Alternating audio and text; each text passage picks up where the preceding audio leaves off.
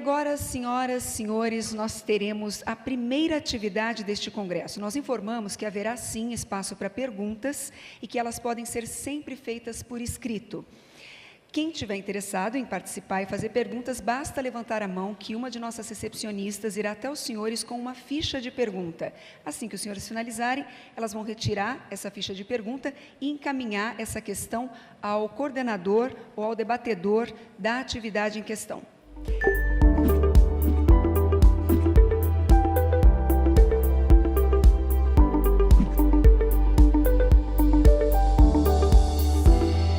Como é possível defender a narrativa de meritocracia quando o Brasil é o país que menos taxa herança?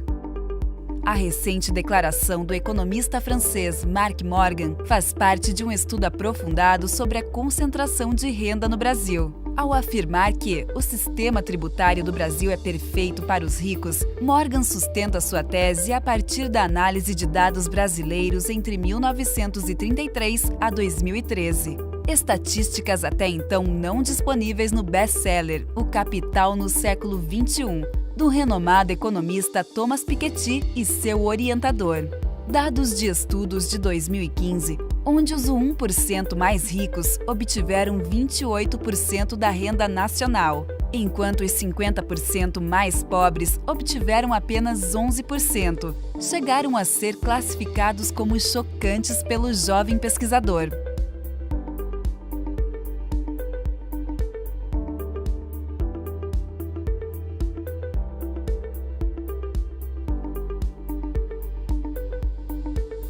Do World Inequality Lab, com foco em questões de distribuição entre os níveis macroeconômico e microeconômico e economia política da história institucional. Ele foi pesquisador visitante no Centro Internacional para o Crescimento Inclusivo e do IPEA em Brasília em 2017. Recebam Mark Morgan. Bom dia, todo mundo. Primeiro, muito obrigado aos organizadores pela invitação. First of all, thank you very much for the organizing committee for inviting me to be here. So for the moment, please excuse me, and I hope the translation will be able to do a good job. So the purpose of this talk, to draw very general lines on what we know about taxation, inequality, and development in the Brazilian case. And what motivates these issues? Well, what is motivating? Também sobre o que motiva todos os pesquisadores a falarem sobre essas questões. Na preparação da apresentação, eu pensei no seguinte, por exemplo: será que é possível criar um sistema tributário que crie tanto eficiência quanto igualdade?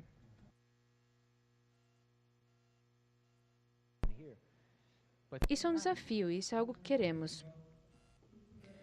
Além disso, podemos perguntar, será que a tributação progressiva só é possível quando os países conseguiram um nível avançado de desenvolvimento industrial? Essa é uma pergunta interessante. O meu objetivo, então, com essa palestra é abrir espaço para ideias e debates, principalmente em um país no qual há bastante descontentamento.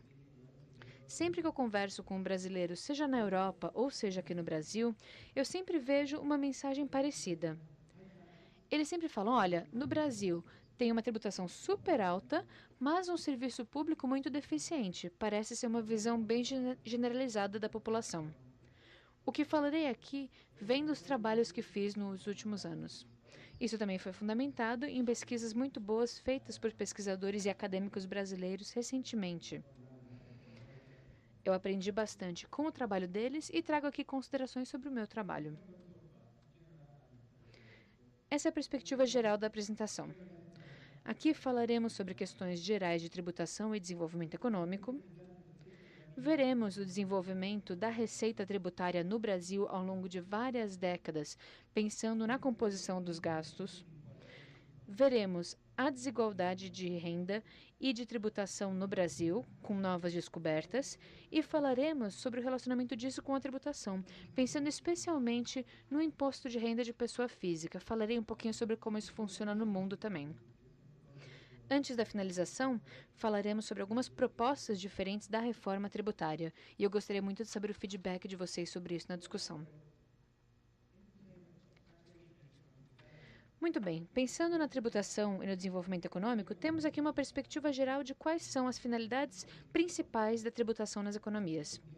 A primeira, que é muito óbvia, é cobrir os gastos realizados pelo governo, tanto atuais quanto de gastos de capital, e isso inclui serviços civis, educação, saúde, comunicação, energia, etc.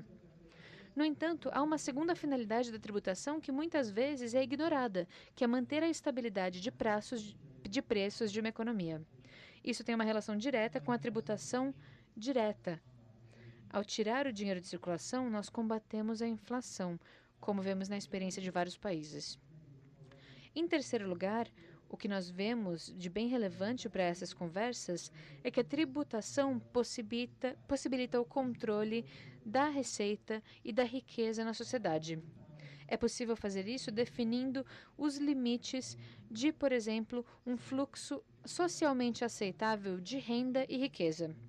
É possível trabalhar para que essas receitas excessivas ou improdutivas do ponto de vista econômico sejam caras de manter. Além disso, é possível incentivar comportamentos específicos de investimento na capacidade produtiva, por exemplo. Pensando na reforma tributária, é interessante usar a seguinte perspectiva. Aqui eu estou usando um triângulo do Nicholas Caldor. E ele trabalhou com esse triângulo da reforma fiscal, com 3 pilares ou componentes. Quando nós identificamos a capacidade tributável de um país, o que tem a ver com o nível geral de receita e com a distribuição dessa receita no país, nós também temos que levar em consideração a capacidade administrativa, que é quanto imposto pode ser coletado. Isso tem a ver com a atuação política, com a intenção, com a quantidade de corrupção, com a quantidade de tecnologia e conhecimento e por aí vai. E o terceiro pilar, que talvez seja o mais importante, é a capacidade política. Quando nós temos a capacidade tributável e administrativa, é necessário ter a capacidade política para pôr tudo isso em prática. Isso depende das instituições, isso depende das condições, das pressões internas e externas e de tudo que acontece para a gente mudar ou não mudar um sistema.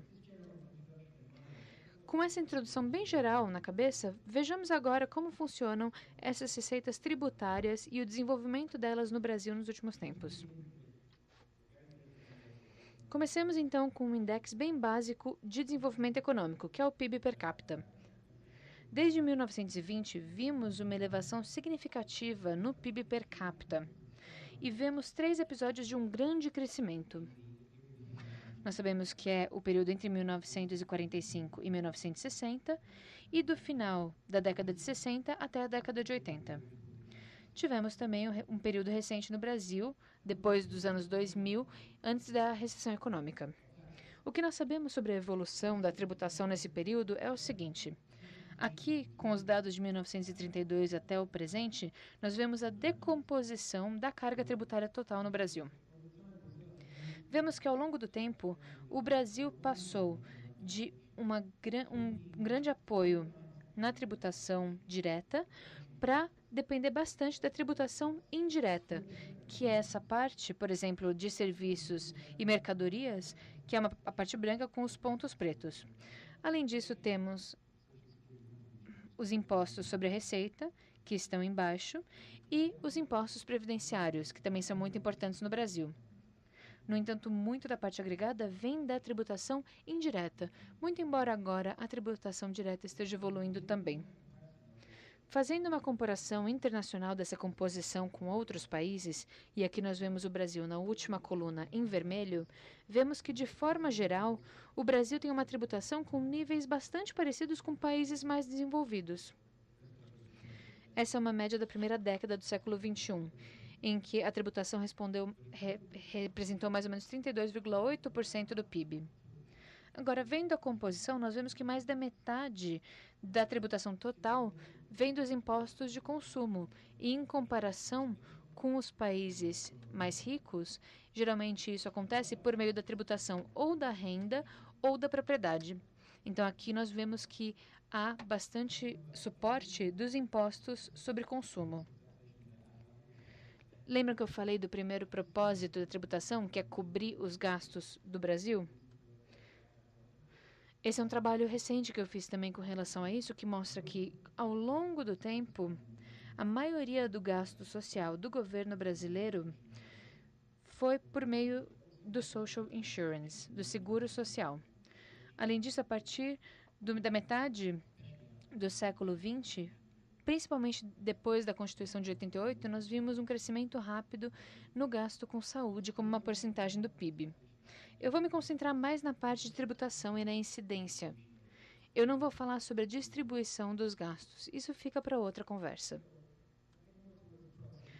Deixe-me falar então sobre o X da questão, que é a desigualdade de renda e o relacionamento entre essa desigualdade e o sistema tributário brasileiro. Eu vou falar principalmente sobre o IRPF, mas conversaremos também um pouquinho sobre outros tipos de tributações, sobre a herança, por exemplo. Na apresentação que eu já fiz até agora, então, eu falei sobre algumas estimativas de desigualdade. Essa é a situação que nós temos no Brasil nos últimos 15 anos.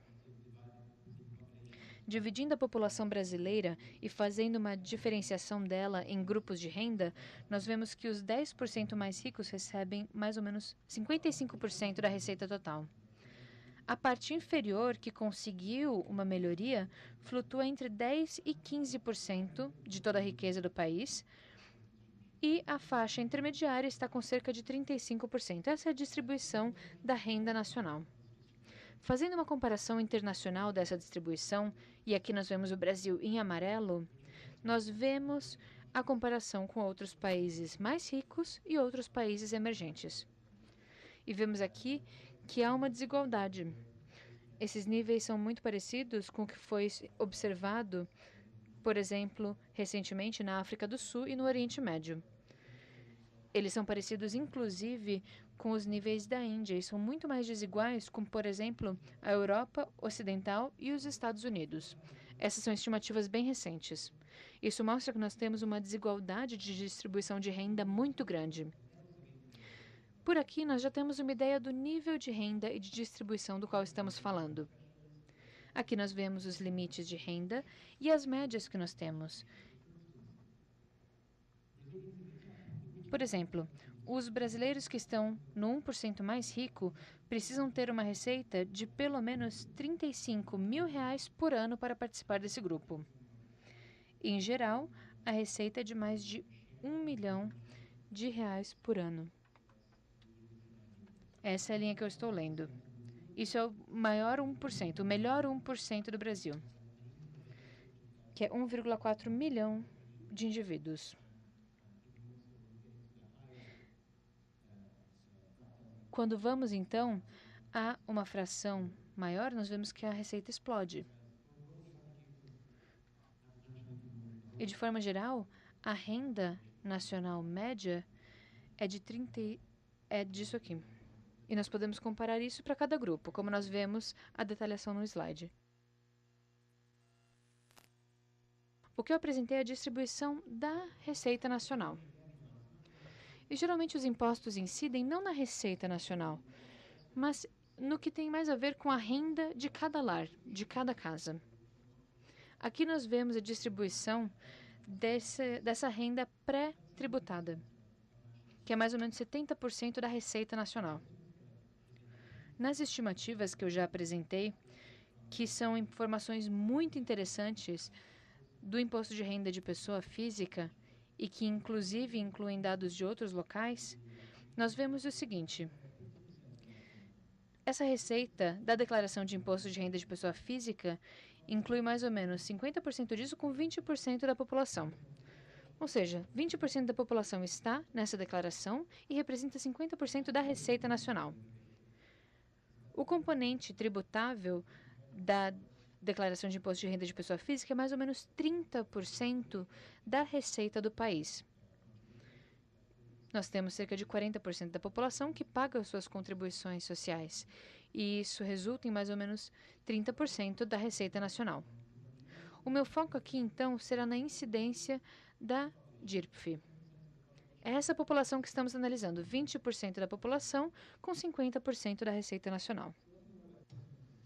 O que nós sabemos sobre o imposto de renda de pessoa física, como que ele está estruturado? Muitos conhecem muito bem esse sistema. Nós temos, então, as declarações do imposto de renda e existem 3 categorias legais de renda bruta. Um é a renda tributável, que depois está sujeita a uma taxa progressiva, que varia entre 0% a 27,5%, envolvendo salários, outros tipos de renda de autônomos, aposentadorias, aluguel, etc. Depois temos a renda que já é na fonte, ela já tem a sua tributação na fonte, entre 15% e 22,5%. Temos ganhos de capital, temos então também os lucros de investimentos financeiros, o 13º se encaixa nessa categoria. E precisamos também declarar qualquer tipo de renda isenta de tributação, tanto nesse esquema progressivo como retrospectivo. Aqui entram os dividendos, os lucros, toda a renda de indenizações e outras que são isentas. Como que nós chegamos de uma renda que é tributável, chegando numa renda que temos várias deduções até chegar numa renda líquida? Temos, então, uma tabela que se aplica.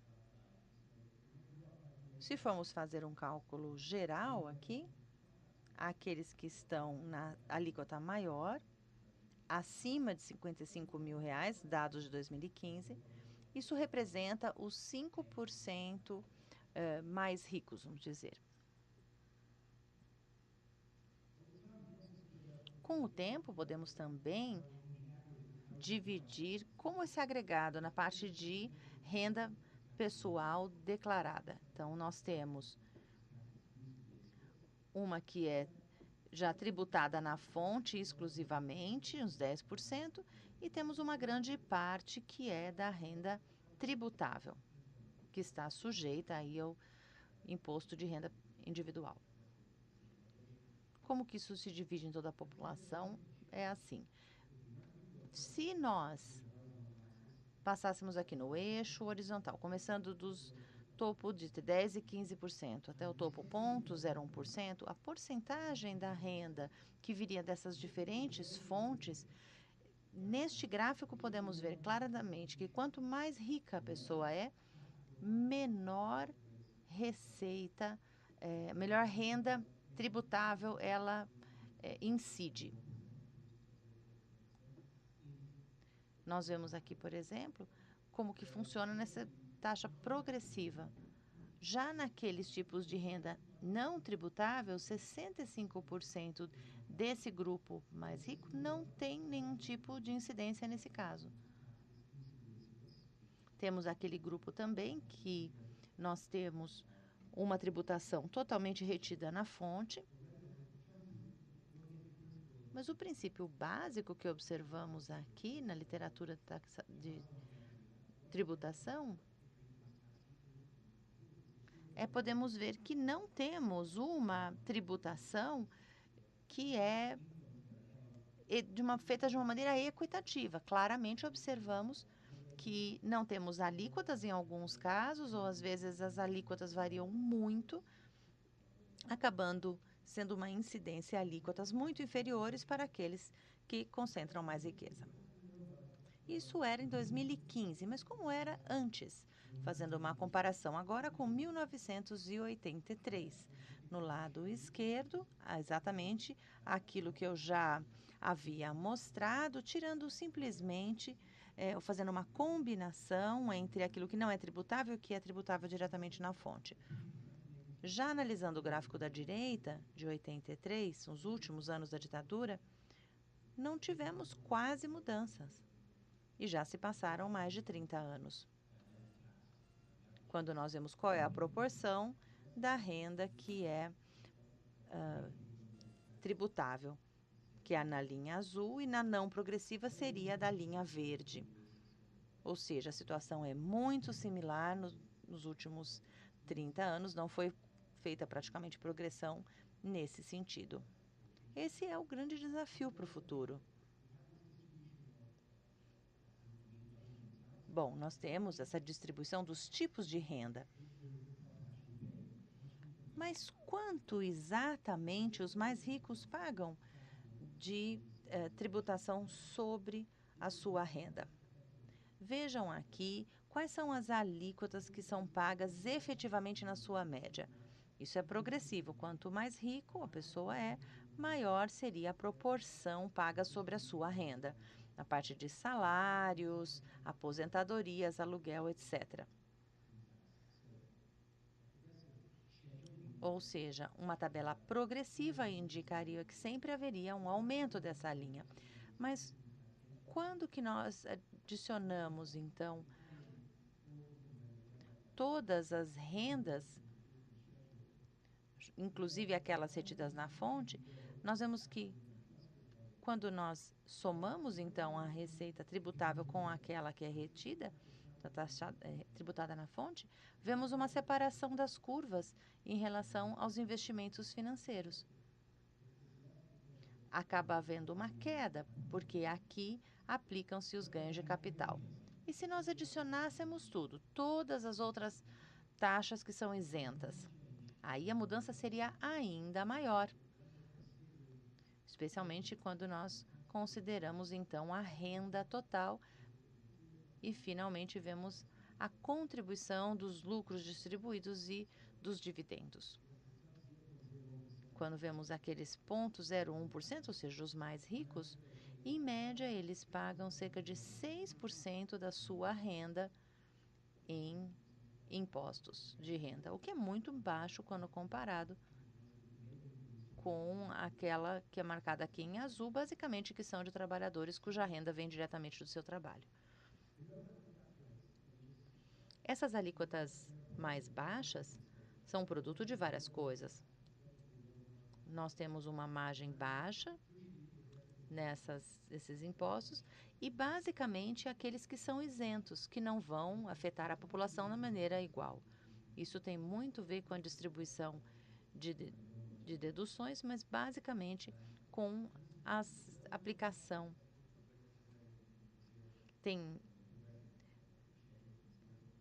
Quando nós temos esse sistema progressivo de 0 a 27,5%, uma margem menor de alíquotas ajuda os executivos a barganhar, a conseguir, inclusive, uma renda maior. Eles conseguem se pagar mais e eles convencem os membros, por exemplo, do Conselho Administrativo, que isso acabarão não indo para o governo. Isso contribui para que os próprios executivos paguem a si mesmos melhores salários. Mas existe uma macroimplicação importante aqui, que não deve ser ignorada. Existe uma separação de renda que acaba influenciando como, inclusive, as pessoas querem se pagar, se é em salário, se é em dividendos, se é em ganhos de capital. Isso tem macroimplicações importantes. A questão é como podemos criar um sistema de tributação de renda que pudesse estimular, por exemplo, escolha, pequenas distorções. A pessoa pode escolher se pagar em dividendos, porque com isso ela teria uma alíquota menor.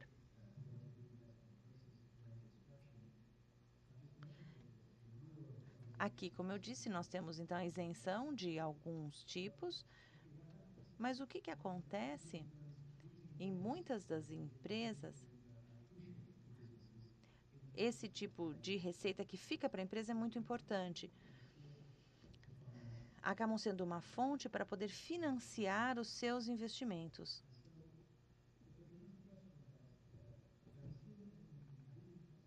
Pelo menos nos últimos 15 anos, nós temos observado que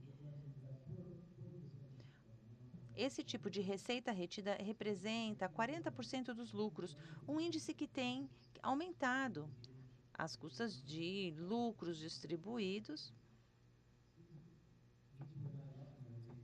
Basicamente, as empresas dependem muito dessas receitas que são retidas, porque isso tem um impacto muito grande nos lucros e também nos juros.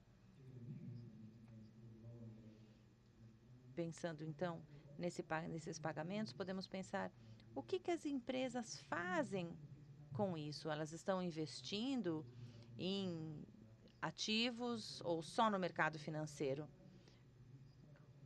Nós podemos, então, fazer uma comparação do qual que é a proporção dos ativos financeiros com o capital produtivo fixo. Fazendo análises das empresas brasileiras, teve um aumento no que chama-se da taxa de financialização, ou seja, investir mais no mercado financeiro e menos nos ativos fixos. Isso acaba sendo uma macroimplicação criada por um sistema de tributação que tem aplicações de alíquotas e de faixas diferentes de acordo com o tipo de receita. Aqui, como estamos querendo propor uma reforma fiscal, como funciona então o sistema brasileiro do ponto de vista financeiro? O sistema é muito complexo, é muito opaco. Ele basicamente beneficia quem consegue entender essa complexidade e navegar bem nela.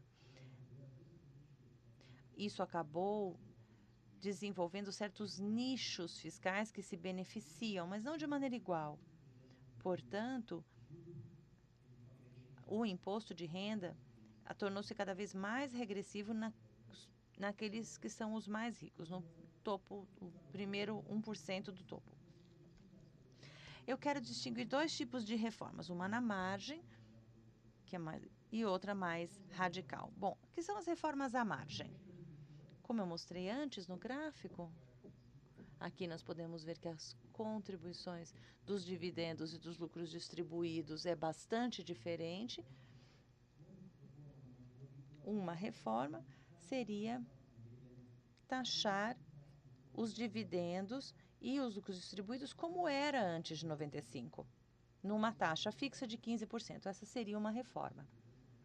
Essa é proposta por Gobetti e Orair, e eles, no seu estudo, dizem que isso aumentaria receitas, gerando, então, mais de 90 bilhões de reais e, potencialmente, poderiam reduzir a desigualdade. Essa seria uma opção, talvez a mais imediata.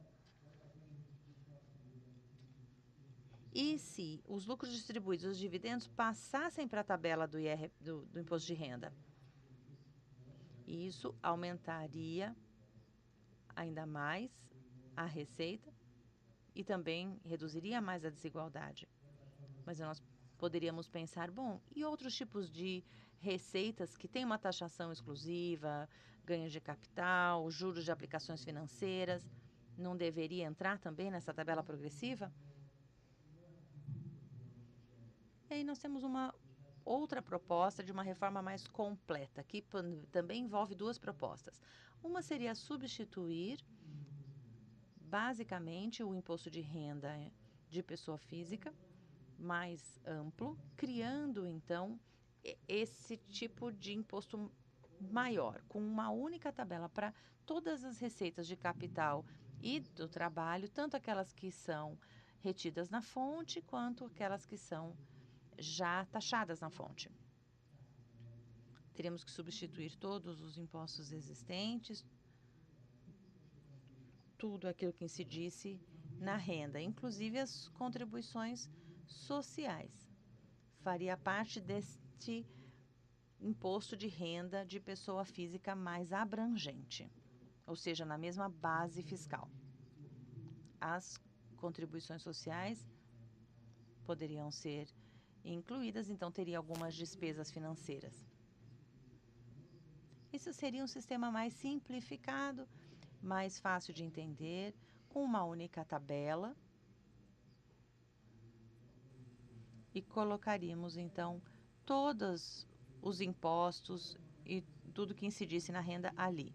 Ou um outro sistema que poderia ser duplo, separando, então, duas tabelas. Uma tabela para investimentos e uma outra tabela para a receita que vem do trabalho. Nos Estados Unidos e na Grã-Bretanha, eles fizeram isso no século XX. Eles tinham duas tabelas, um para a receita, para a renda que vinha dos investimentos e outro do que vinha do seu trabalho. Os níveis de taxação eram diferentes. Uma outra variante que também é interessante, foi proposta por Gobetti e Odair também, seria tentar fazer uma mescla entre imposto de renda pessoa física e pessoa jurídica e incorporar esse imposto de renda corporativo dentro dessa estrutura. Faria até sentido, dado o fato do que o imposto de renda de pessoa jurídica, ele também tem várias camadas. Mesmo nesse sistema mais abrangente, não haveria mais diferenças nas alíquotas utilizadas. A tabela seria a mesma, independente do tipo da renda. Poderíamos, então, debater, será que teremos que ter, então, novas faixas? O Brasil tem 4 faixas diferentes, alíquotas diferentes. Acho que esse tem que ser um debate bastante democrático. Historicamente, sabemos que estou mostrando as principais alíquotas marginais. O Brasil, historicamente, taxava as rendas maiores. Mas existem alguns países, nos Estados Unidos e na Grã-Bretanha, em certos períodos, eles tiveram alíquotas bastante altas sobre ganho de capital e sobre também os impostos sobre o trabalho. Isso não é algo novo, não é algo que o Brasil sempre teve. Mesmo fazendo uma comparação com níveis internacionais. Quando nós vemos a comparação com o Chile, por exemplo, houve uma redução de 35%, no México também, na China, os índices são maiores atualmente do que no Brasil. Temos que considerar tudo isso. Quando nós pensamos de maneira mais geral, pensando nos impostos, nós sabemos que existem alíquotas mais baixas e isenções, mas e os outros impostos? O que nós sabemos sobre a incidência e a distribuição? E a progressividade, por exemplo, das contribuições sociais. Sabemos que o IRPF é regressivo, mas existem alguns dados que são mais difíceis de testar. Não é uma comparação tão direta. A contribuição social é mais regressivo para o topo. Ali nós temos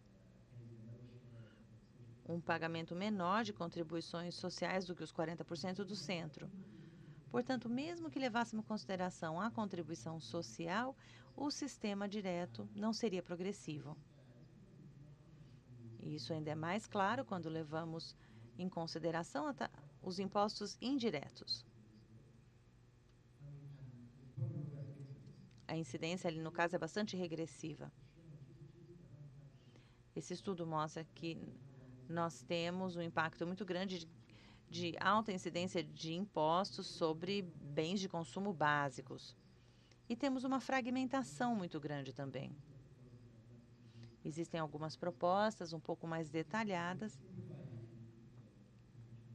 tentando simplificar alguns dos impostos que se aplicam a bens de consumo. Tentar diminuir a complexidade, inclusive. Pelo menos temos menos alíquotas diferentes, especialmente para bens de consumo. E no caso do imposto de renda sobre pessoa jurídica, ele é bastante completo, os regimes são diferentes dependendo do tamanho da empresa, existem várias isenções.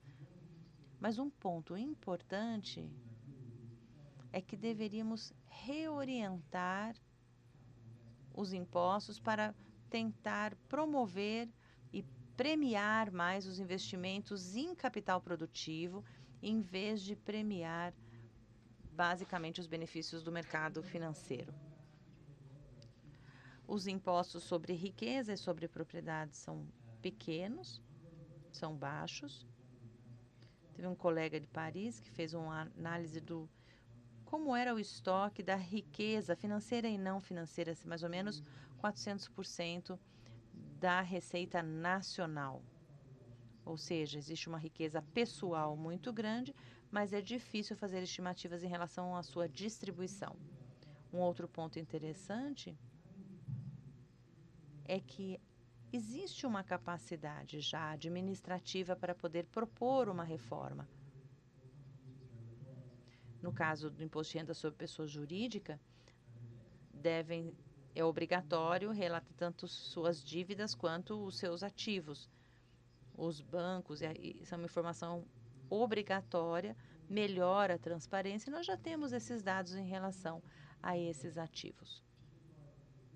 Precisamos só fazer reformas no sistema para conseguir aproveitar mais esses impostos. Vou falar também sobre a questão de herança e não só sobre a tributação de riqueza. E passarei um tempo falando sobre a tributação de herança no Brasil, que é o imposto sobre transmissão causa-mortes e doação. No momento, ele é um tanto quanto progressivo em 10 de 27 estados, com alíquotas variando de 1 a 8%.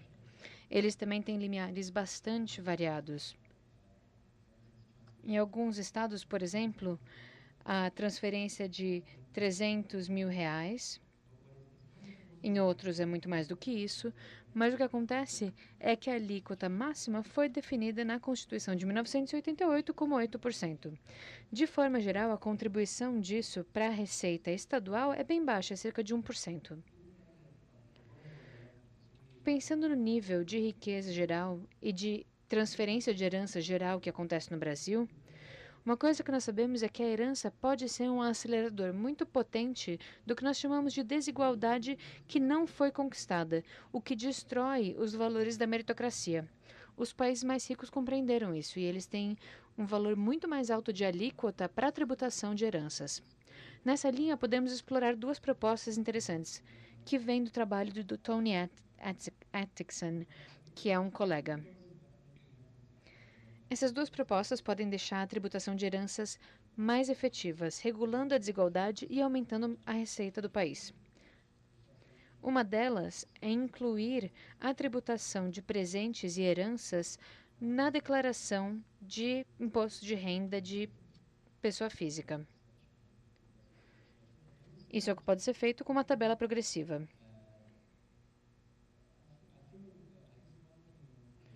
No entanto, na minha opinião e na opinião do Tony, seria mais ideal criar um sistema em que nós temos um sistema progressivo de recebimento de recibos tributários de capital ao longo da vida.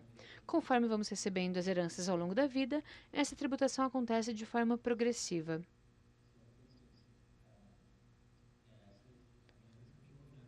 E isso pode ser organizado em várias tabelas e vários limites. Mas isso é uma proposta que eu acho que vale a pena perseguir. E claro que a forma de tributação pode variar com o tempo. Há países que vão mudando a alíquota. No momento, no Brasil, se nós virmos a alíquota mais alta de herança, 6% é a média da tributação alta em todos os estados. Então, eu estou pegando as tributações mais altas dos estados e tirando a média, nós temos 6%. Comparando essa média de outros países, tanto em desenvolvimento da região como Chile, nós temos 25%, no Equador 35% e em países mais desenvolvidos mais ainda. Isso nos mostra que dos países que fazem a tributação de heranças, o Brasil está em um nível bem baixo. Ao longo do tempo, esses países então desenvolveram um nível bem alto de tributação de heranças. E é interessante ver a comparação da experiência desses países e ver como as alíquotas mais altas evoluíram. E nós não vemos só as alíquotas que eles têm agora, mas historicamente os Estados Unidos e o Reino Unido sempre tributaram muito as heranças por causa da contribuição dessa ideia da meritocracia na sociedade. Eles já tiveram várias experiências, é claro, mas os países mais ricos realmente compreenderam a importância da tributação das heranças como um promotor da igualdade social. Agora, com isso no Brasil, o que nós sabemos sobre a distribuição das heranças? Vou mostrar aqui dados bem recentes que eu calculei com base nas pesquisas que foram feitas para heranças e com tudo que foi publicado de acordo com o IRPF. Como eu já falei, o contribuinte tem que descrever os seus ativos e passivos, incluindo a quantidade de herança ou doação que foi recebida. Pela primeira vez em 2016, e eu gosto muito da transparência da Receita Federal aqui, foi publicada a informação mais detalhada sobre o fluxo total de heranças e doações recebidas. Por meio disso, pudemos fazer as estimativas. Estamos falando aqui de mais ou menos 35 mil brasileiros. 1,2% de contribuidores do IRPF, que herdaram alguma coisa ou doaram alguma coisa. A quantidade total disso foi 3,1% da receita total declarada, mas isso está aumentando tanto no tamanho da população que declara que recebeu heranças, quanto na que declara que deu doações, por exemplo. Em 2016, então, nós vemos 7% para os 50% inferiores.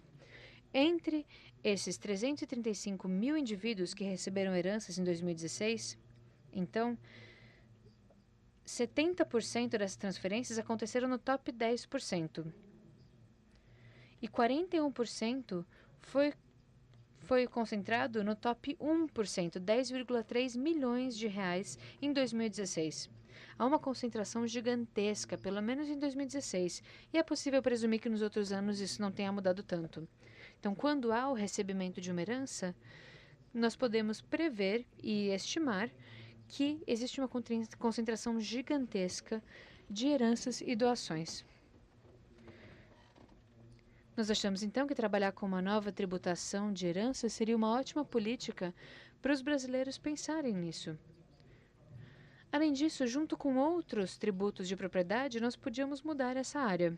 As pessoas vêm discutindo isso desde a Constituição de 1988, falando principalmente sobre os impostos sobre grandes fortunas. Mas, na minha opinião, nós podíamos nos concentrar primeiro em criar um imposto de renda mais progressivo e depois em ter um negócio mais progressivo para o imposto de renda sobre heranças e doações, para depois falar sobre a tributação de grandes fortunas. Pelo menos essa é a minha opinião. Tenho mais 5 minutos e tenho mais algumas considerações. Voltando ao Cawdor, que escrevia na década de 60, uma época de muita tensão política, principalmente na América Latina, por causa de todos os eventos que estavam acontecendo, ele estava estudando as economias da América Latina e, conforme ele escreveu nesse artigo de 1963, o problema que ainda tem que ser resolvido é como trazer uma mudança no balanço de poder, que é necessário para evitar revoluções sem ter uma revolução.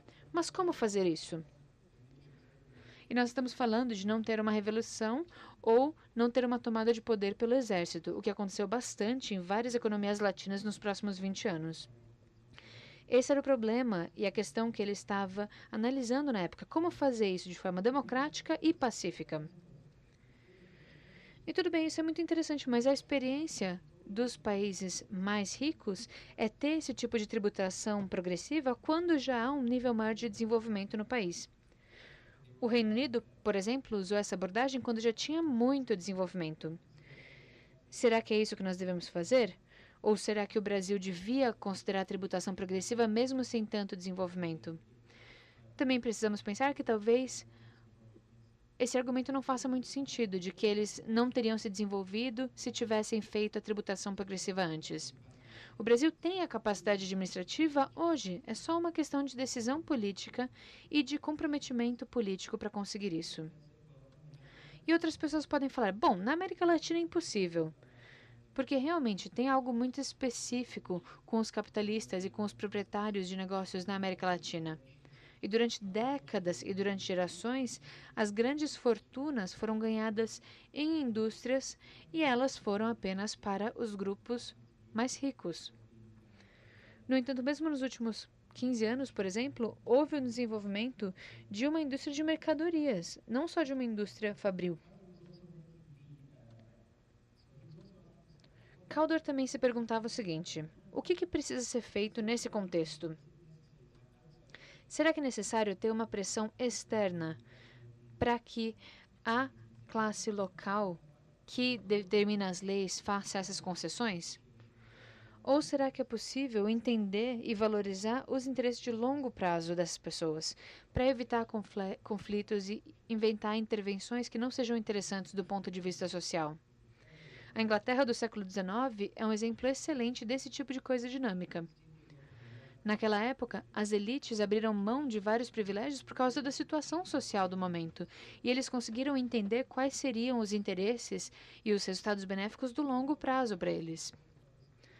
Já falei então de tributação, Falei dessa tributação progressiva, que pode ser uma ferramenta muito legal para desenvolver e diminuir a desigualdade em momentos pacíficos e para desenvolver o país. Vários pensadores do século XXI de vários países também reconhecem que as democracias políticas que não democratizam os sistemas econômicos ficam muito instáveis, o que pode levar a plutocracias, que geralmente são fundamentadas em muita desigualdade. Nesse caso, uma revolução fica muito mais provável. Essa pode ser, então, uma decisão e uma solução social-democrática muito mais pacífica. É por isso que estamos aqui conversando, para ver como que o sistema tributário brasileiro pode ser mais progressivo. Muito obrigada. Nossos agradecimentos a Mark Morgan. E agora nós teremos um momento de debate. Aqueles que já elaboraram perguntas, fiquem à vontade, ou que aqueles que precisam da ficha de perguntas, basta levantar a mão que as nossas recepcionistas irão até os senhores. Bom, então vamos chamar aqui ao palco para debater o assunto, ele que é economista pela Universidade Federal de Minas Gerais e mestre em Teoria Econômica pela Universidade Estadual de Campinas. É pesquisador do Instituto de Pesquisa Econômica Aplicada e pesquisador associado ao International Policy Center for Inclusive Growth. Atualmente está cedido à Instituição Fiscal Independente do Senado Federal. Recebam Rodrigo Otávio Orair.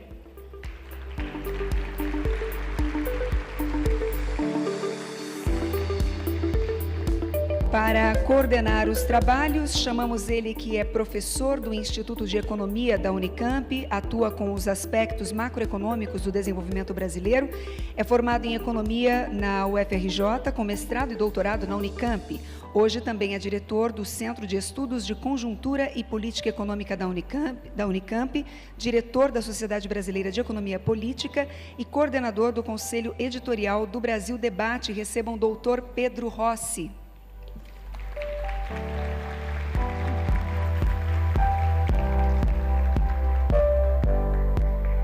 Muito bem, mais uma vez lembramos que as perguntas serão sempre por escrito. Fiquem à vontade para levantar a mão, que as nossas recepcionistas irão até os senhores com a ficha de perguntas ou para já retirá-las e encaminhá-las ao coordenador deste evento. Então, já com a palavra, o coordenador, então, o doutor Pedro Rossi. Bom dia, gente. Queria aqui, na condição de mediador desse debate, registrar um primeiro agradecimento aos organizadores do evento, não apenas pelo convite que me foi feito e pelo evento, mas pelo processo que culmina com esse evento, que foi um processo de debate, de reuniões fechadas, de seminários abertos, de textos para discussão, que envolveu dezenas de pesquisadores, que envolveu uma relação muito interessante entre a academia e os auditores fiscais, que envolveu uma massa crítica para essa discussão. Então, a Anfip, Fenafisco, Plataforma Social, estão de parabéns não apenas por esse evento aqui construído, mas por todo o processo de discussão que foi feito ao longo de quase um ano, né? Em particular, o processo liderado pelo nosso professor Eduardo Fagnani, que é uma liderança excepcional, tanto do ponto de vista da competência quanto das suas características pessoais. Eu registro aqui um agradecimento para o Eduardo Fagnani. E é mérito também da Anfip, da Fenafisco, da Plataforma Social, pautar a reforma tributária, não apenas na sua amplitude, na sua complexidade, mas tendo como foco central a redução da desigualdade. Nós não queremos uma reforma tributária qualquer, nós queremos uma reforma tributária solidária, onde a questão distributiva esteja no centro do processo.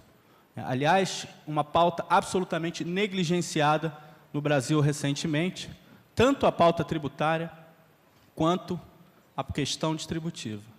Nós fizemos uma reforma fiscal no Brasil, que foi a maior reforma fiscal dos últimos tempos, onde não há nenhum endereçamento da questão tributária e nenhum endereçamento da questão distributiva. Essa foi a Emenda Constitucional 95, cuja única preocupação é a redução de gastos. Gastos que são distributivos. É preciso pontuar isso. O gasto social no Brasil reduz a desigualdade social, tanto do ponto de vista de renda, quanto do ponto de vista de acesso a serviços públicos fundamentais.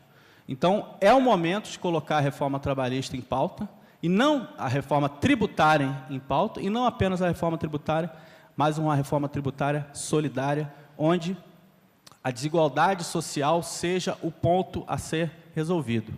Então, nada melhor do que começar esse seminário com a apresentação do Mark Morgan, que une as duas agendas, que foi referência para os nossos debates nos últimos meses, e colocar isso em debate também com o Rodrigo Orair, que é um dos maiores especialistas, não só na parte tributária, como também na questão fiscal em geral, uma referência para nós nesse debate, que nos ajudou, que participou desses seminários ao longo dos últimos meses.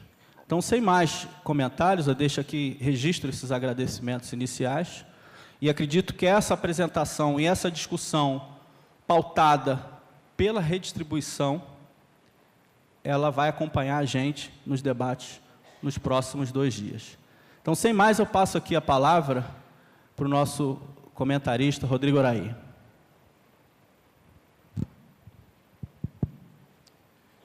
Bom dia a todos. É um grande prazer participar do evento, parabenizar os organizadores, parabenizar o lançamento do livro, todos envolvidos. Realmente é um trabalho de muito fôlego. É ótimo ver o resultado e compartilhar e divulgar várias das coisas. Se o objetivo era muito de debate, eu confesso que, da minha parte, não vou debater muito, mesmo porque eu concordo e participei, discuti muitas dessas coisas já com o Mark, quando ele esteve no Brasil. Foi em 2016 que você esteve aqui? When were you here? Last year. 2017. O que eu vou, acho que mais aqui, é tentar contextualizar onde que o trabalho do Mark e vários colegas do IPEA e da academia, colegas do IJF, dentro da literatura internacional, um pouco para trazer um panorama mais global para esse fórum. Depois ver o que tem algumas coisas em comum. Primeira coisa, assim, quando o Mark mostra aquele período que as alíquotas de imposto sobre herança caíram, aquele período que as alíquotas máximas de imposto de renda caem muito forte nos países desenvolvidos, é quando desenvolvem também teorias econômicas de tributação ótima, dizendo que a política tributária tinha que se abster de objetivos distributivos. Os modelos de tributação ótima, dizendo que a política tributária tem que ser o mais neutro possível, e o papel distributivo tinha que ser pelo gasto, em particular o gasto focalizado. Esse foi um mantra, que a gente estudou nos anos 80, nos anos 90, nos anos 2000. E é interessante notar como que grande parte das pessoas que participaram desses modelos simples reviram seus posicionamentos teóricos, sejam teóricos originários dessa escola, como James Mills, um prêmio Nobel escocês, Banks e Diamond, Stiglitz, Atkinson, da geração originária, com uma segunda geração mais jovem, não tão jovem assim, mas ainda jovem, de economistas como o Tomás Piketty, como Emanuel Sais, como Facundo Alvaredo. E um pouco da reflexão teórica deles e empírica é a ideia de que, olha, esse mantra e a quantidade de benefícios para o capital que nós demos durante décadas não gerou o crescimento que a gente esperava, não gerou o desenvolvimento que a gente esperava, e uma coisa que se gerou foi desigualdade. Tá? Então, essa é uma reflexão que vem nos países desenvolvidos, e a se recuperar o papel redistributivo da política tributária. Então, essa é uma revisão no âmbito do mainstream, em grandes economistas de grandes centros econômicos internacionais, que é onde a pesquisa do Mark se insere. Tá? Não é à toa que ele estava lá na Paris School of Economics, trabalhando com essas pessoas, com Facundo Alvaredo, com Tomás Piketty, etc., dentro de um esforço global deles, de analisar não só os países desenvolvidos, mas também o globo como um todo. Tanto que o projeto que eles participam é um projeto de dados, de explorar e de pesquisa de riqueza global. E é interessante ver como que essa agenda entra no Brasil. Só para deixar claro, assim, ela não é simplesmente uma agenda empírica, é uma agenda empírica, histórica e teórica. Tá? Essas mesmas pessoas que faziam modelos, começam a fazer modelos que eles dizem mais realistas, que têm herança, que têm uma série de fricções, que têm informações assim. Isso um pouco muda a maneira de se ver a tributação, e você começa a desenvolver modelos de economia política, dizendo que, por exemplo, lembrando aqui a terceira das funções da tributação, da apresentação aqui do Mark, era uma função de regular as relações de renda e riqueza dentro da sociedade, com base na ideia de que você tem um limite de desigualdade que é intolerável, que pode minar os valores meritocráticos de uma democracia, de uma economia de mercado, etc. A ideia de que a desigualdade muito alta e os benefícios tributários podem gerar comportamentos de busca de renda perniciosos, e a ideia de que a tributação tem um papel também de induzir ativos produtivos. E o que é interessante ver que essa reflexão que eles fazem nos modelos do mainstream é muito parecida com, de certo modo é diferente, eu não vou ter tempo aqui para explicar, mas certamente tem vários capítulos do livro do Fabrício Oliveira que lidam esse tema, que você recupera uma maneira como já se pensava tributação na escola estruturalista latino-americana, o papel da tributação em política de desenvolvimento e como que ela tem que dar um suporte não só para o financiamento das políticas de desenvolvimento, mas também o papel de reduzir a concentração de renda. Então, é como se você tem pessoas dos pensamentos estruturalistas que ficaram paradas, a teoria da tributação foi para um lado, agora está voltando e reencontrando um grande consenso. Isso é muito interessante ver que, como que no debate brasileiro isso não entra, tá, muito facilmente. As pessoas continuam apegadas a alguns dogmas da década de 80, da década de 70, que já foram revistos pelas pessoas que os criaram, tá, as pessoas que participaram deles, como Atkinson, como Stiglitz, etc. E tal. Como é que essa discussão entra no Brasil, que é interessante, não sei se os senhores se recordam, mas em 2015, se não me 14, o Piketty vem ao Brasil lançar o seu best-seller, o Capital no século XXI, e em uma das entrevistas ele diz que o Brasil não estava na base de dados dele porque as informações não eram transparentes, etc. O pessoal tratou isso como uma grande crítica ao fisco. Coincidência ou não, e eu não acho que foi por isso, eu acho que já havia um processo de abertura e tal, de transparência, mas em 2015 você teve a disponibilização de tabelas, de tabulações das declarações de imposto de renda no Brasil. Em 2015 nós tivemos uma explosão de estudos sobre concentração de renda no topo e sobre incidência da tributação de renda e de herança nisso. E o trabalho do Mark é um desses, né? Veja como que o contexto todo lá fora, uma oportunidade que a Receita, muito elogiosa, de divulgar alguns dados assim, isso deu uma explosão de estudos, né? Dele, meus, do Sérgio, do Marcelo Medeiros, dos colegas do JF, uma explosão de estudos. E esses estudos vão chegar, eu diria, a 3 conclusões básicas. A primeira delas é que a desigualdade no topo do Brasil é muito maior do que o que dizem as pesquisas domiciliares. As pesquisas domiciliares subestimam a concentração de renda, por isso a importância dos dados tributários, por isso a importância de estudar com esses dados. A segunda, que o Mark mostrou aqui muito bem, o que é interessante no trabalho do Mark é que, como ele está no laboratório de estudos de desigualdade global, ele usa as mesmas técnicas, né, para estimar a concentração de renda no topo, que são usados nos outros países. Isso te permite ter comparações internacionais. Tá? Então, a gente é muito concentrado, mesmo nas comparações internacionais. Segunda questão, não só é concentrado, como não caiu a desigualdade da renda no topo, ou seja, a fatia da renda concentrada no topo do Brasil nos últimos anos. Isso serviu para a gente, porque a gente vivia um pouco anestesiado com a ideia de que a desigualdade no Brasil estava caindo, caindo, caindo, que estava tudo bem. Tá? Então, o estudo vem para dizer o seguinte, não é que a fatia de baixo, que ele mostrou muito bem aqui, não ganhou, ela ganhou. O miolo diminuiu, mas a concentração de renda no topo do Brasil sempre foi muito elevada e continuou tão elevada quanto. Essa é uma segunda constatação. A terceira é que, bom, uma vez que a gente vê a concentração de renda, vamos ver a incidência tributária. E aí você tem um elefante na sala, que é o modelo de tributação de renda no Brasil. O modelo de tributação de renda no Brasil ele é bastante atípico, tem poucos paralelos no mundo.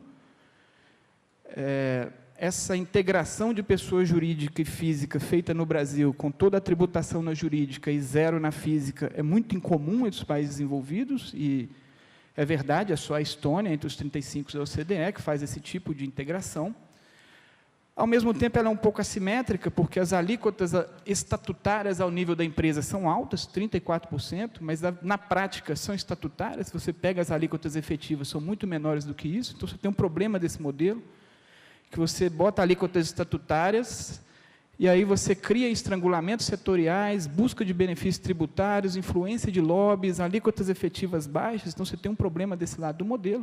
Mas você tem outro problema desse modelo, é que, como eu isento totalmente a renda ao nível da pessoa física, quem recebe R$10 de dividendos e quem recebe 10 milhões de reais de dividendo paga exatamente zero.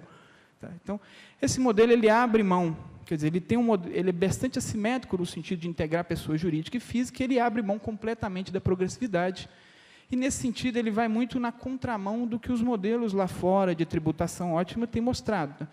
Hoje há um certo consenso na literatura empírica de que o ideal é tributar menos na empresa e mais, com bastante progressividade, na pessoa física. Não estou falando de alíquotas de 90% como ali, tá? Mas há uma ideia de que, olha, é possível, por exemplo, uma reforma pró-equidade e pró-crescimento que combine menos tributação da empresa com mais na pessoa física, com mais progressividade. A reflexão que ele traz aqui vai nesse sentido. Ele traz o mesmo tipo de reflexão para a tributação sob herança, e a tributação sob herança é um dos maiores consensos que a gente vê nas discussões de tributação ótima, é impressionante. Você pega o James Mirrlees, lá, o prêmio Nobel, ele defende tributação sob herança, grande e tal.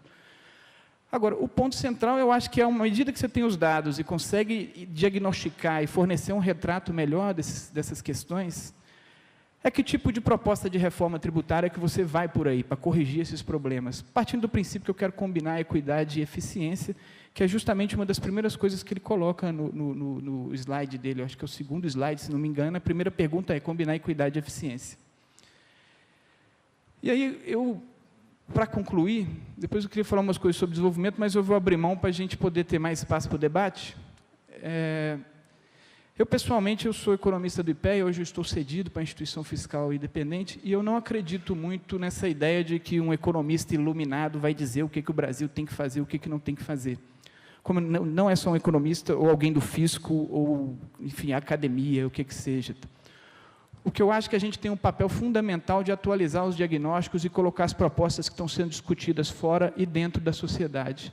Fora do país e dentro do país, sempre sem querer mimetizar, sempre trazendo em consideração aquelas coisas que são aplicáveis ou não. E, nesse sentido, a iniciativa aqui do Fórum é sensacional, tá? De conseguir juntar tanta gente competente para construir um livro que está atualizando esses diagnósticos e está atualizando as propostas que estão em debate, e tentar colocá-las para que, aí sim, quer dizer, as forças políticas, dentro do processo democrático, dentro dos partidos políticos, dentro da conversa com a sociedade e dentro do Congresso, consiga moldar e colocar uma coisa que a gente saia de uma situação hoje que é ruim para uma situação melhor do ponto de vista da tributação e do crescimento. Com isso eu concluo e agradeço muito a oportunidade aqui de conversar com vocês e de debater o texto do Mark, que é um grande prazer. Tchau, tchau.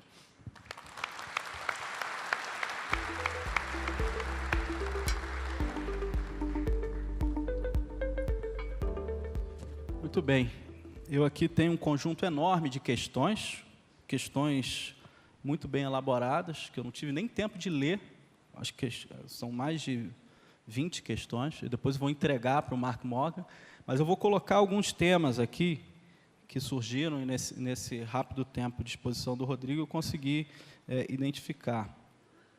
Um dos temas é a relação entre a democracia e a desigualdade, um tema caro ao Thomas Piketty, ao livro dele, e o que você acha sobre essa relação e como entra a questão tributária no meio. Se nós, de fato, vamos caminhar para autocracias, como está posto no livro do Thomas Piketty. A outra questão que está posta aqui é com relação a impostos sobre herança ou sobre a riqueza. Alguns países europeus aboliram imposto sobre herança, e o que você pensa disso? E se não é melhor taxar a riqueza do que a herança? Outra questão sobre a sonegação e evasão fiscal. Como resolver esse problema? E se os impostos sobre renda tem uma tendência maior à evasão do que os impostos sobre consumo. Outra questão foi colocada sobre a taxação de recursos naturais. Em países como o Brasil, que tem uma base produtiva importante em recursos naturais, de que forma usar a taxação para esse propósito. E aí eu incluo um comentário de que se esse tipo de instrumento tributário não pode melhorar também as condições macroeconômicas diante de volatilidades de preços de commodities. que se refletem em taxas de câmbio, na inflação, etc. Outra questão sobre a rejeição política a pensar uma reforma tributária voltada para a taxação de renda e riqueza. De que forma a gente pode encarar e construir um discurso em torno disso? E antes que você não tenha mais nenhum tempo para responder... Isso é para o Mark, né? Isso é para o Mark. É para ele. Né? É para o Mark. Eu faço aqui uma última questão. E aqui eu leio literalmente uma questão do Eduardo Lobo, da Sindifisco. No Brasil, o setor que tem os maiores lucros é o bancário. Como implementar uma sistemática de tributação moderna e eficaz sobre os bancos? Como isso funciona na Europa? E aqui eu encerro esse bloco de questões, depois eu te passo e eu peço desculpas àqueles que não foram atendidos aqui na minha rápida escolha das questões.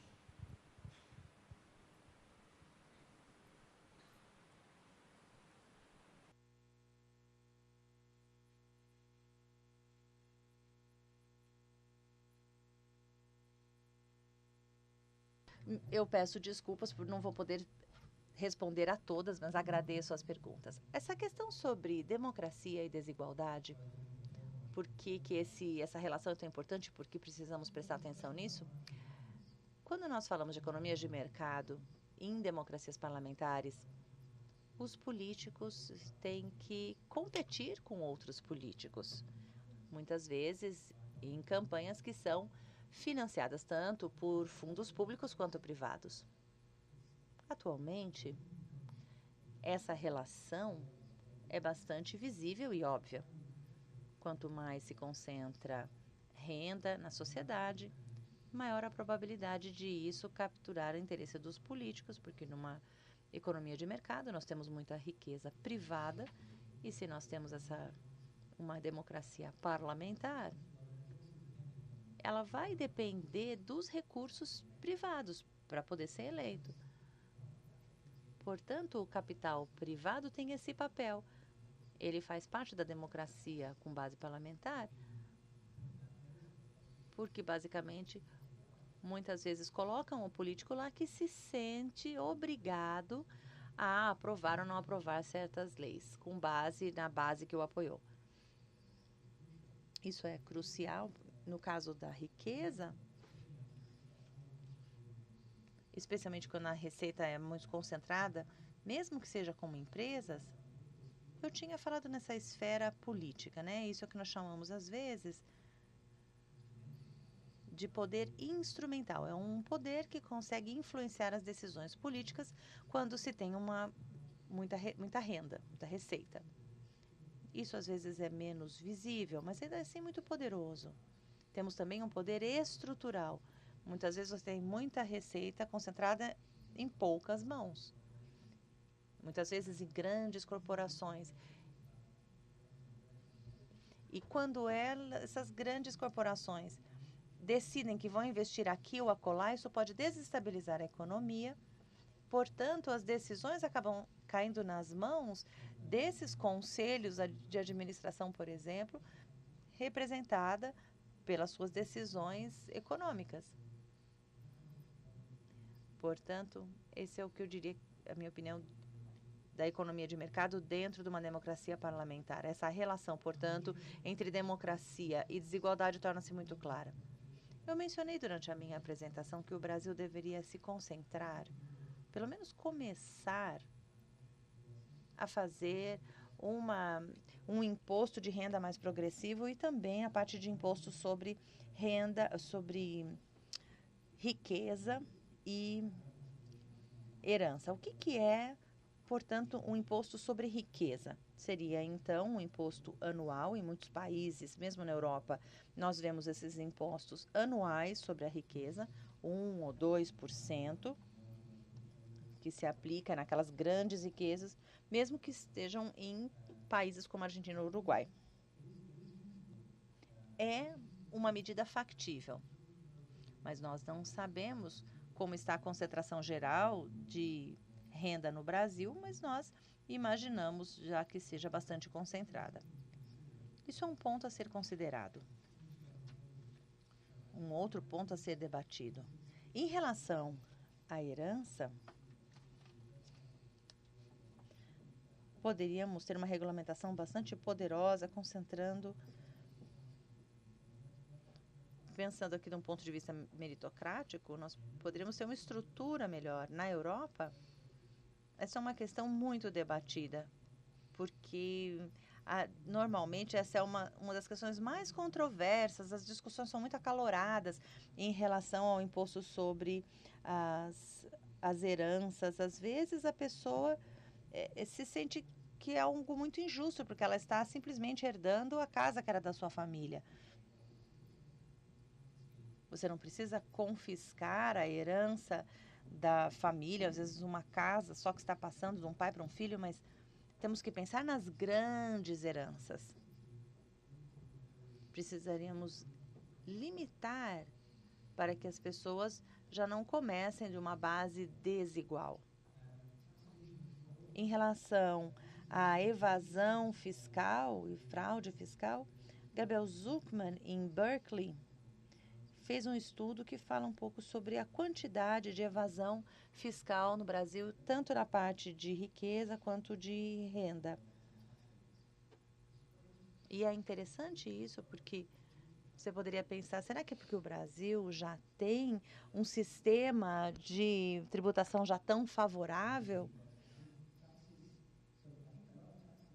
Muitos dos impostos não são pagos não somente no topo, mas também em outras pequenas empresas, quando eles sonegam na hora de emitir suas notas, por exemplo. Isso acontece em vários pontos. Nos outros países, normalmente, essa evasão ocorre mais no topo. Houve também a sua pergunta sobre os impostos sobre recursos naturais. Rodrigo e o Sérgio, vocês acham que falam um pouco sobre esse tipo de impostos ambientais? No contexto brasileiro, não sei se isso é considerado. Sim, tem exatamente um capítulo no livro que fala sobre isso. Desculpa, gente. Há um capítulo, né, no livro discutindo, é um tema muito pouco discutido no Brasil, infelizmente, muito embrionário. A gente tem uma experiência relevante de uma reforma ambiental, de usar a tributação ambiental no México, mas é um tema muito embrionário no Brasil e tem um capítulo do livro, e eu acho que uma apresentação que será, depois vocês me avisem aí sobre quarta-feira, né, Grazi? Quarta-feira vai ter uma apresentação sobre o tema. Eu sugiro guardar essa para a apresentação.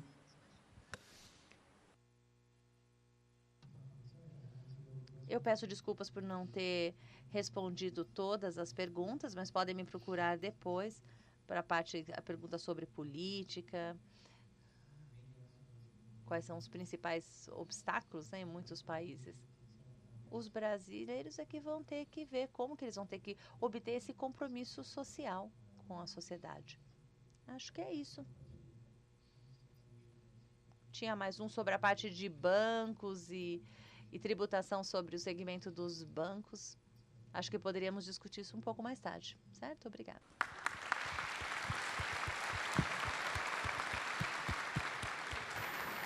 Bom, então nossos sinceros agradecimentos a todos os participantes. Muito obrigada, o Sr. Rodrigo Urair, também ao Dr. Pedro Rossi. Thank you so much, Mr. Morgan, for being here with us and share all your experience. Thank you so much. Vocês fiquem à vontade para tomar seus lugares na plateia, que vamos então seguir com a nossa programação. Mais uma vez, obrigada.